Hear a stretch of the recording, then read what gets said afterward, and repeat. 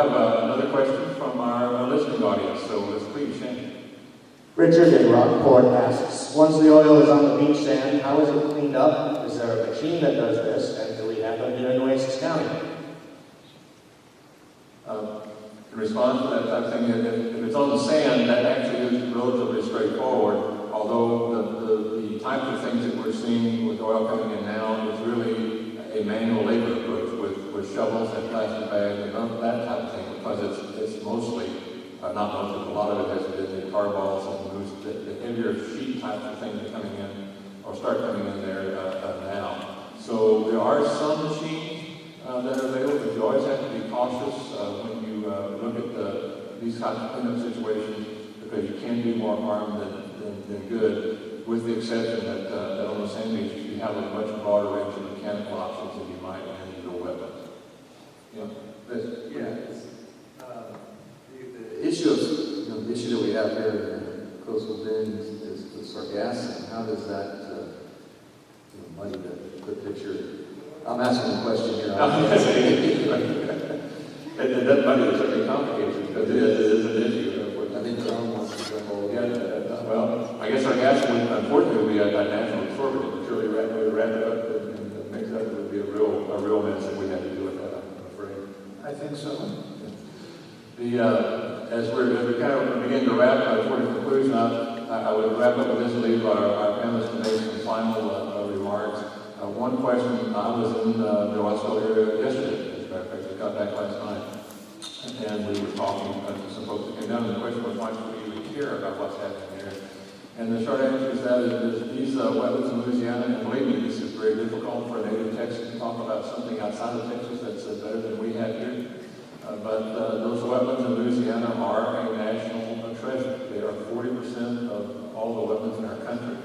They're farmed there because 40% of our country drains into that watershed and creeks and carries all of the sediments and nutrients and so forth to those areas and builds those wetlands. They are tremendously, amazingly productive. They produce more shellfish and seafood than all of the eastern coast areas combined, east coast areas combined. I'm happy to say that, since it's east coast. And so far, but they are under tremendous pressure. As we drop those, as that water comes in from the inland areas, it brings those nutrients, a lot of it to me from farming and agriculture and over-enrichment types of situations, and all the waste we drop from those cities. It has become too much for those wetlands to handle. That's why we have created a dead zone from 5,000 to 7,000 square miles off Louisiana coast almost annually because of that pressure. From the other side, we have channelized and levied the Mississippi to the extent that sediment cannot get out of the channel and into those wetlands to re-nourish it because they are sinking.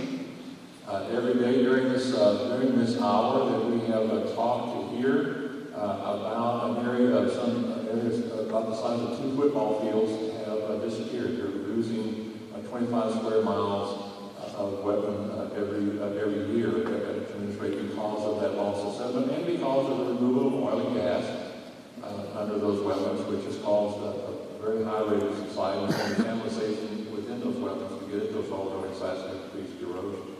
And so they're trapped between a rock and a hard place, and unfortunately I used the analogy on one interview that what we have in the Louisiana wetlands is the nation's toilet, it's a sushi bar, and a gas station all rolled into one. And perhaps I shouldn't put the toilet and sushi bowl together, but the point is that this system has been tremendously resilient and been able to take a tremendous amount of abuse, and I think we've come to take it for granted.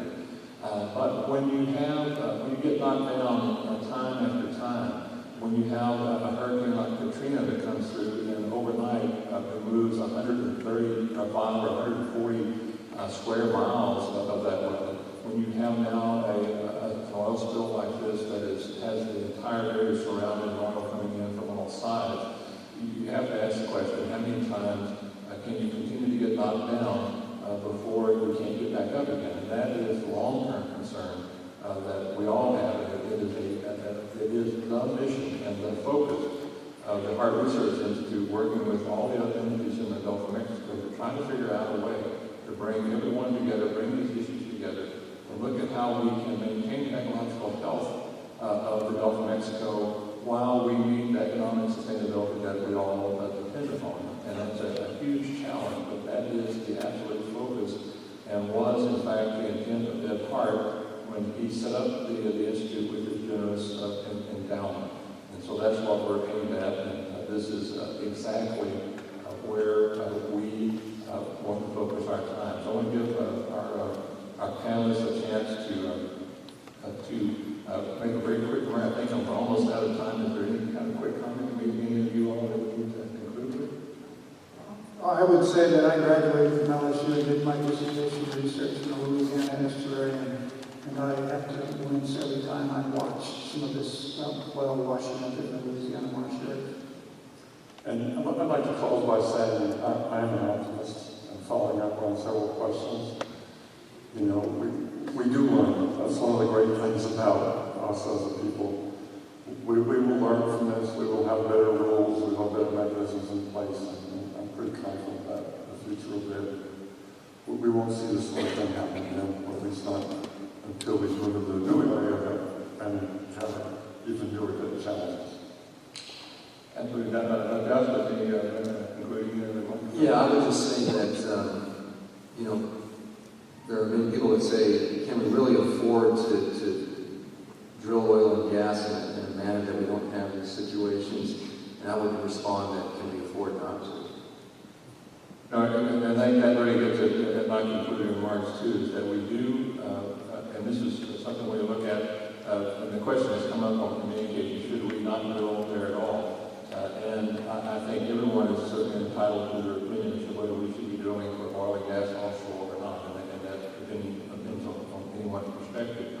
But while we may be entitled to our own opinions, we are not entitled to our own facts. And the fact is that no matter what kind of optimistic approach we look at for moving toward renewable energy, which we should be doing, whatever that forecast might be and however quickly we can do so, it will not be in our lifetimes that are here in this room and listening to this broadcast that we will be in a position like that. So unless we're willing to make very drastic changes of all riding buses and not air conditioning or warming our houses.